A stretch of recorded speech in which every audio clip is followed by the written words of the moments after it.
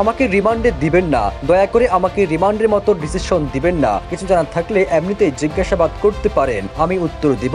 Remand শুনানিতে আদালতকে এভাবেই অনুরোধ করেছেন মেজর সাদিকের স্ত্রী সুমাইয়া জাফরিন। 7 দিনের রিমান্ড আবেদনের পর ঢাকার মহানগর হাকিম মোহাম্মদ শিফাতুল্লাহ 5 দিনের রিমান্ড মঞ্জুর করেন।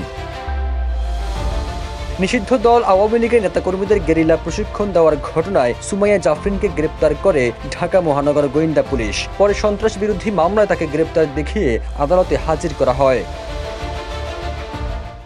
বান্ডেল থাকলে প্রতি সেনমানিতে টাকা বাঁচবে।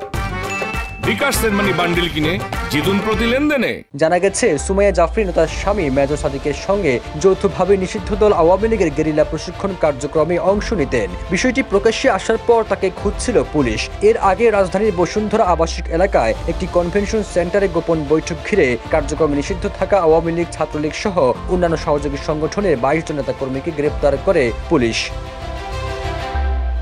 এ বিষয়ে সুমাইয়া জাফরিন আদালতকে বলেন, এএসপির পরিচয়ে অন্য কেউ জায়গাটা ভাড়া করেছিল, সেটা আমার উপর চাপানো হচ্ছে। সেখানে সব আয়োজন আগে থেকেই করা ছিল। আমন্ত্রণ পেয়ে আমিও আমার স্বামী কিছু সময়ের জন্য গিয়েছিলাম। সবুজ আলম, নিউজ ডেস্ক, ইত্তেফাক।